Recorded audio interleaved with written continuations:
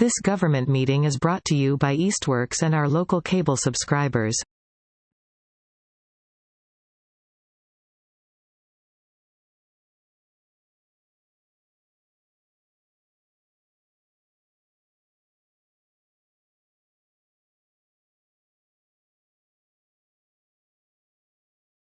I'm going to officially open the meeting for the city's cable license renewal process for Spectrum Northeast LLC by reading the statement first and foremost. Great. All right. Welcome to the City of Easthampton's public hearing on the city's cable license renewal process for Spectrum Northeast LLC, also known to us as Charter Communications. I am Mayor Nicole LaChapelle, and I am conducting this hearing in my statutory capacity as the city's cable licensing issuing authority. This hearing is to hear from the public regarding the community's cable needs and possible final approval of proposed renewal license for Spectrum. This hearing is being conducted in person and over the city's remote access meeting platform, which allows public participation through live video and audio conferencing as detailed in the notice of the hearing. A notice for today's hearing was published in the local newspaper for 2 successive weeks. Copies of the legal advertisements are entered into the hearing record as hearing exhibits 1 and 2. Spectrum's proposed license, which has been filed, which has been in the city clerk's public cable file for public inspection, is entered as exhibit 3.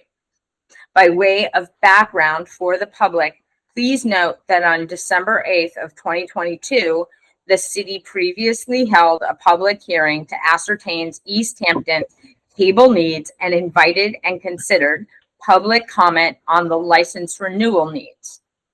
Members of the public, Spectrum, and other attendees may have further comments and questions today, and these should be directed to me, and I will rule on whether they are in order.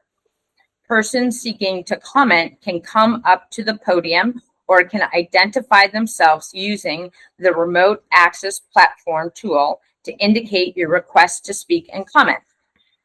Spectrum's representative, Nancy Clark, is present. Nancy, we appreciate your hard work and diligence throughout the renewal process, and I would appreciate your making an introductory statement at this time. Then we will proceed to take comments from the public and interested persons. Thank you. And now let's proceed with comments, if anyone, from the public and interested parties. Nancy, as the representative of Spectrum, could you please introduce yourself and talk a little bit about your side of the process? Thank you, Mayor LaChapelle. My name is Nancy Clark. I am the Director of Government Affairs for Charter Communications for Massachusetts. My role, in part, is to engage with the municipalities, and in this case, the city of Easthampton, to negotiate a new cable license to renew the existing license that is in place for the city. Spectrum, it is our pleasure for Spectrum to partner with the city to provide cable service to the residents. And as Mayor LaChapelle knows, I am a resource for the city for all of the cable subscribers and residents who have any challenges with billing their service, and certainly I am available to be a resource and to serve as a customer service agent to help resolve any of those matters. I'm pleased to be here today, and I'm happy that Mayor, that you're holding this hearing today. Thank you, Nancy. I'd like to proceed to the public and any interested parties to make comment or ask questions about this licensing cable licensing process and the information presented today, and has been on public view at the city clerk's office as well as the legal notices. Is there any Me. Yeah, just state your name. Diane and Borowski. Yep. I live here at Dewey Street, Easthampton, Mass. My beef with the charter is back before COVID, they had an billing office across diagonal to the post office. Mhm. And they kind of getting rid of ours, and then the whole place went defunct. I used to pay my bill there. So anyways, and I had my three, phone, cable, and internet through them. And then as prices were going up, my basic cable was, I was paying like $90. The last time I got a $90 bill for basic cable, I said, no way. So I got rid of that. And so that was for basic cable. So that's my beef is you have this monopoly. And then, so when I got rid of my cable, no more office here. I had to go to Chicopee to return all my paraphernalia. I think that's pretty lousy. You have a business, you're taking our money for cable, and you can't provide an office. That's my beef. Right. You're in good may I just comment? Absolutely. Yep. Empathetically? the most common, you're in good company. There are constant complaints about the rate increases. I do want to note for the public that may be listening, and for you, we are legally prohibited from regulating the rates, the cost of cable. We are legally prohibited from regulating the program lineup. So it's called rate deregulation. Congress got on the deregulation bandwagon cyclically and periodically, and included in that was deregulation of the rate process by municipalities. There is some residual rate regulation and oversight by the FCC, but even under that, they set up a framework where that would be removed if there were findings of that met the FCC's definition of competition from satellite and other sources, and the FCC determined that there would be rate deregulation. So your point is well taken. I've been making the exact same point for more meaningful rate oversight, but the current state of the law does not allow that. So I just want to point that out. In terms of the feeling that it's, so frustrating because there's only one company in town, that's also, a major concern. And that's why I mentioned in my earlier, in summarizing this, possibly before the hearing started, when I was speaking informally with the mayor, as she knows, this license is non-exclusive. So this license opens the door, as did the prior license and all the cable licenses, to non-exclusivity. The fact that there's only one company and people think it's a de facto monopoly is not is because no other company comes in to compete in this area, but they could. And that's happened in Eastern Massachusetts, where Verizon came in and competed with the incumbent cable company in about 135 Massachusetts cities and towns. There's Verizon is competing. So you have some price competition. About 15 towns, RCN is competing with the incumbent. Verizon is competing in a couple of Worcester County towns, but they didn't move further out west. So there's no legal monopoly, and we do ensure the non-exclusivity to keep the door open to competition. And in terms of the local office, that's also, you're in good company in wanting that, but Charter has refused to include that in its licenses for many years. In the old days, when they were competing to get their initial licenses and 4 or 5 companies were applying for the same town, they would offer it. And then it became very difficult to maintain on an every town basis. So they had to go to a regional model. And is true also of Comcast and Verizon. Verizon does not have a single license in all of its 135 towns agreeing to a local office. Comcast does have some agreements to regional offices, but you already have that, what would be called the regional office by Comcast. So it's nothing. It's it's hard for those consumers that are used to and like the local office, but it's by no means unusual. It has, unfortunately, from the municipal perspective, become the norm. So I don't think it should be a factor to, be a grounds for denial of the renewal, because we would have it would be almost impossible to show that other companies are doing any better. And there are even more reasons, but I don't want to really get into all of them. There are new rules about the company can only be charged up to 5% of its gross revenues for annual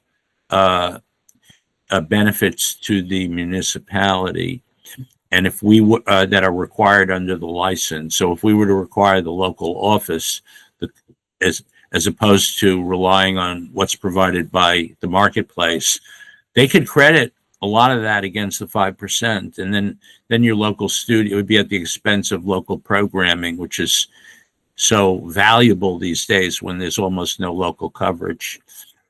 So, yeah. It's still lousy. I'm sorry. I know.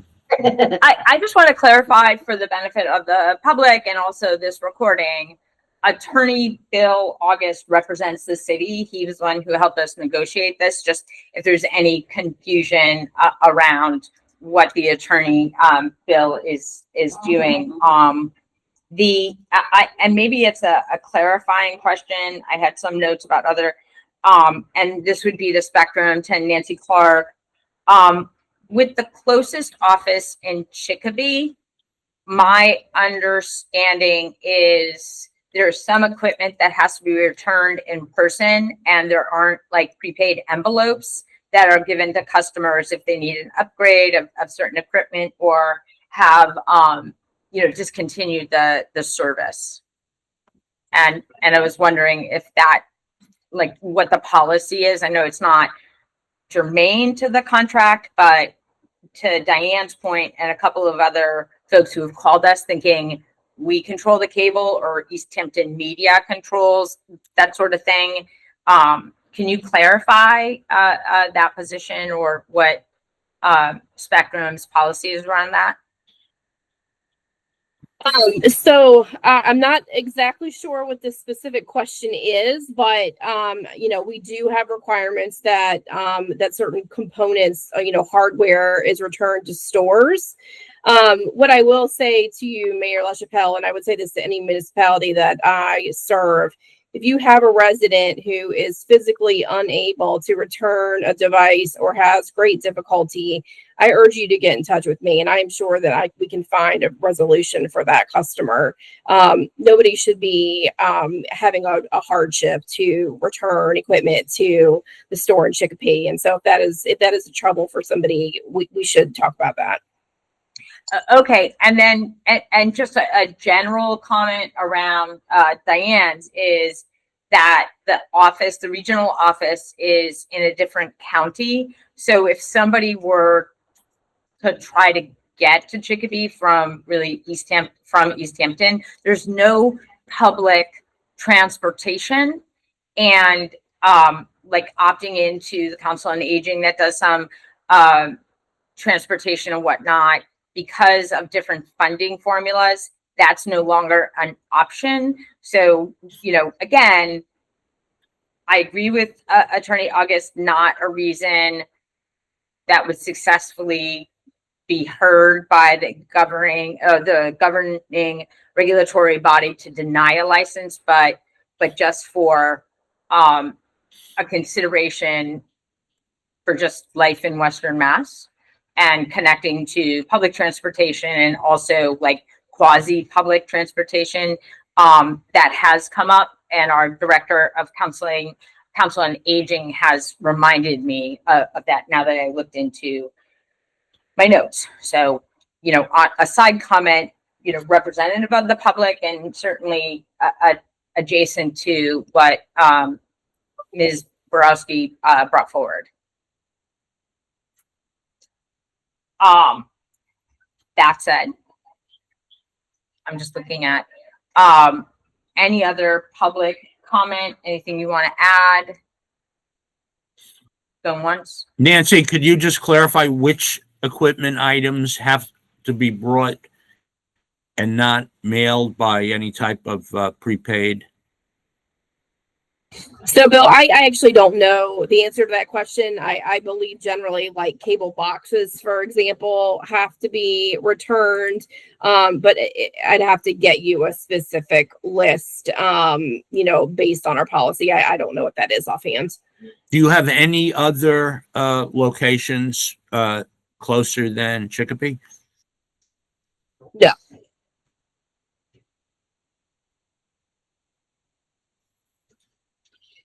I can get that list of equipment that has to be returned to the store.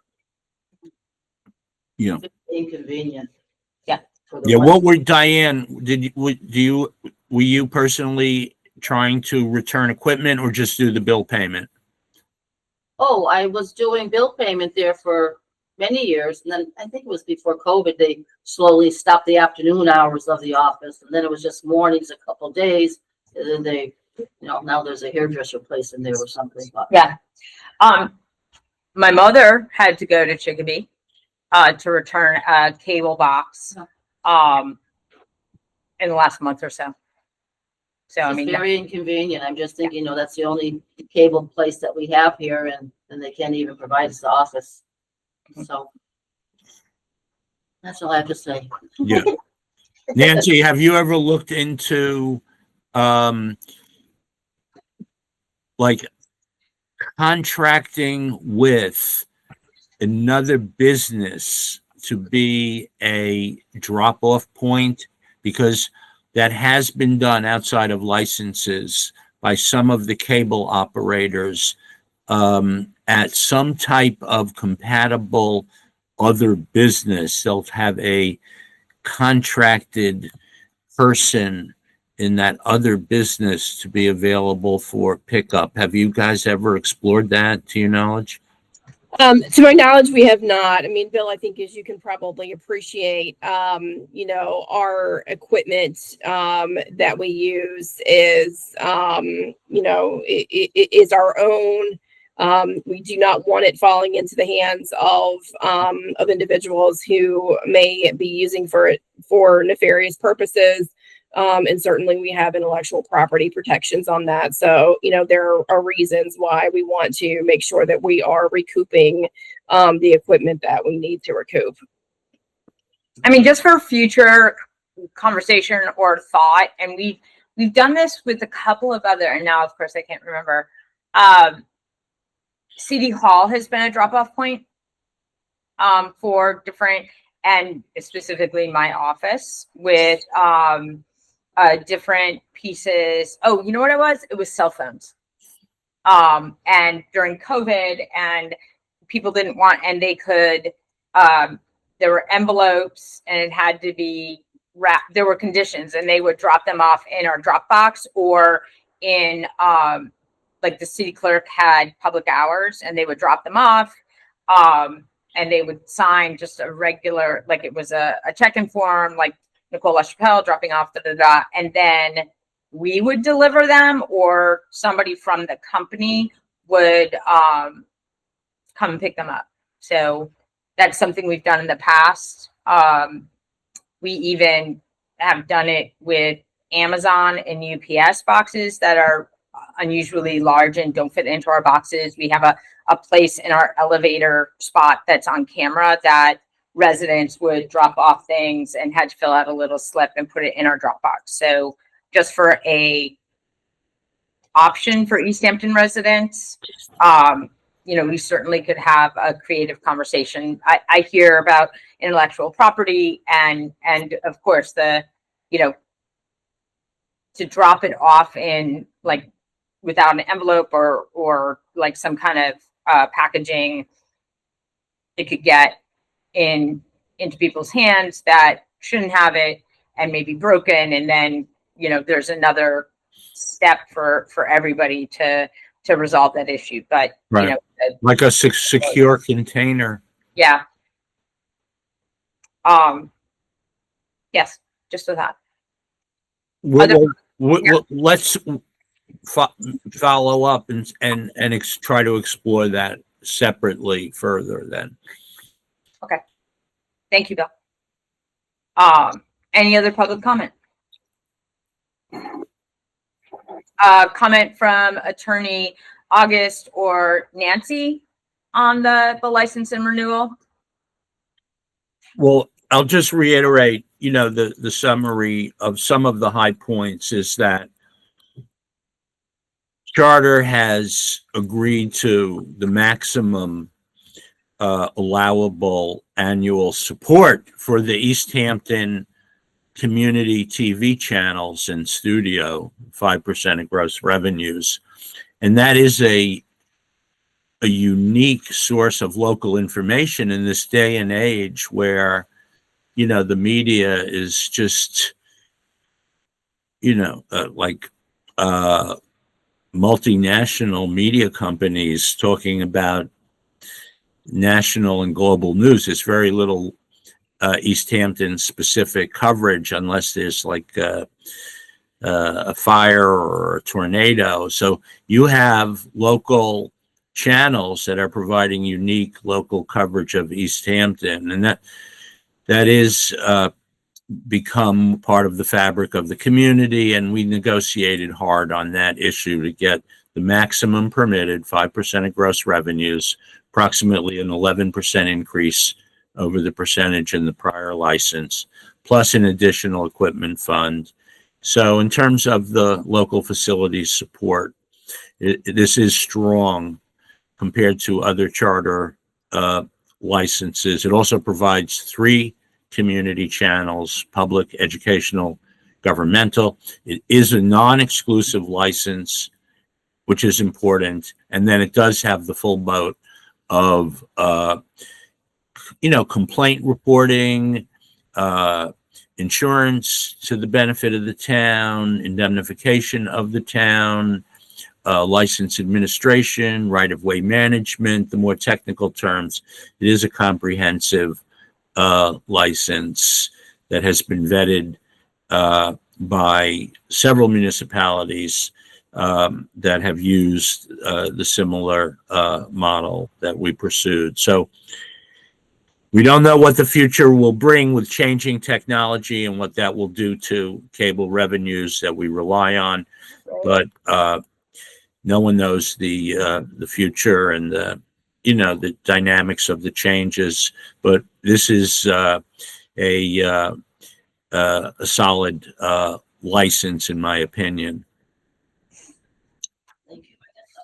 And just to add to that, Mayor LaChapelle, Spectrum is understands, appreciates, and wants to support the public educational and government access television for our municipalities. We understand that is a unique opportunity to for the municipalities to be transparent about the public meetings that are happening and to share sports activities and other events that go on within the municipality, in particular for people that are not able to get out.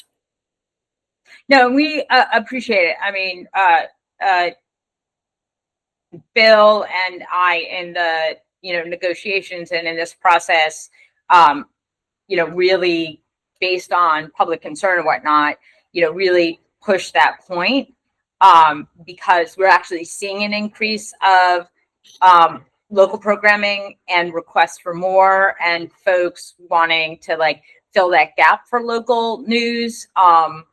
And I am pleasantly surprised and amazed how many people access those channels. So to have the hyper local meetings and access to that is more and more a big deal, because even the most most contentious or interesting public meeting, it's just, this is, you watch it on the TV and on those local channels, and in a way it's great because it's primary source information, but it also is probably the only way folks are going to see that content. So we appreciate that greatly, and to have the 3 channels is very helpful for a whole bunch of different reasons. But one, people are accessing Easthampton Media, our PEG provider, more and more. I would like to also acknowledge the Easthampton TV staff, Jeff Mastrioni, because we needed technical information about those remote encoders and the specific technical needs about the hub site, and they were always very professional and responsive to every city request at every turn. Yeah, I thank you for that point, Bill. Jeff and the Easthampton Media crew really got the technical information that we needed and wanted from the city side, really turned around those requests very quickly. So they were, we were able to get that into the conversation and provide detailed information to Spectrum Charter, which help along the negotiation of this license.